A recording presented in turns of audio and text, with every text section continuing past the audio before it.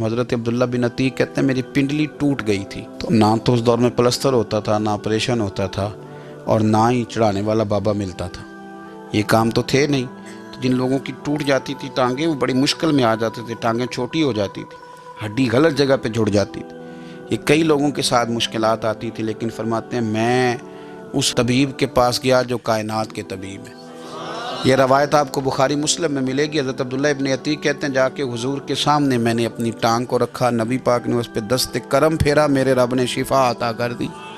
حضرت اسید ابن حضیر رضی اللہ تعالیٰ عنہ فرماتے ہیں ساری عورتیں مجھے کالا کہتی تھی، میرا رنگ کالا تھا، بھولے آدمی تھے سیدھے سادے، جا کے دروازہ رسول پہ کہنے لگے حضور عورتیں کالا کالا کہتی، محلے کے بچے تنگ کرتے، کرم نوازی کریں۔ میرے رسول پاک نے دست مبارک فضا میں بلند کیا، فرماتے ہیں جہاں عادتاً بال اگتے ہیں وہاں سے حضور نے چہرے پہ ہاتھ پھیرنا شروع کیا، اور میری داڑھی مبارک تک ہاتھ پھیرا، پھر جو بھی کہتا تھا سبحان اللہ ہی کہتا تھا۔ ظلمت کو ان کے نور نے کافور کر دیا، جس پر پڑی نظر اسے بھی نور ہی کر دیا۔ اللہ تعالیٰ نے بڑا خوبصورت وجود اطہر میرے نبی پاک کو عطا کیا، اور برکت والا وجود، یہ تو ہیں حضور کے وجود نور کی برکتیں۔ آج کس چیز کی برکت ہوگی؟ آج ہمارے گھروں میں ذکر رسول کی برکت ہوگی۔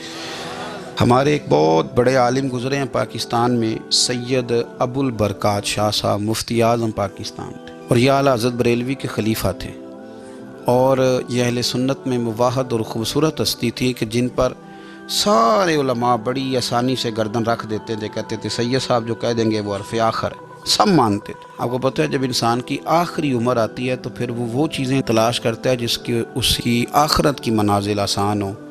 تو سید صاحب آخری عمر مبارک میں ایک کتاب ہے شاہ عبدالحق صاحب محدث دہلوی کی مدارج النبوہ، جس میں حضور کے معجزات لکھے، نبی پاک کی شانیں لکھی۔ آخری عمر مبارک تھی، وہ چارپائی پر لیٹے رہتے تھے، صاحب فراش تھے، علیل تھے، تو وہ لوگوں سے کہا کرتے تھے کہ مجھے نا وہ نبی پاک کے معجزات سناؤ، اس سے میرا دل ٹھنڈا ہوتا ہے۔ وہ کتاب لے آؤ مدارج النبوہ، میرے پاس بیٹھ کے پڑھو، تم جب حضور کے معجزات کا ذکر کرتے ہو تو اللہ تعالیٰ میرے دل کو سکون عطا کرتا ہے۔ تو یہ حضور کے فضائل، خصائل، شمائل، نبی پاک صلی اللہ علیہ وسلم کی عزت کا، حضور کے اکرام کا، معجزات کا تذکرہ، یہ مومن کے دل کا قرار ہے۔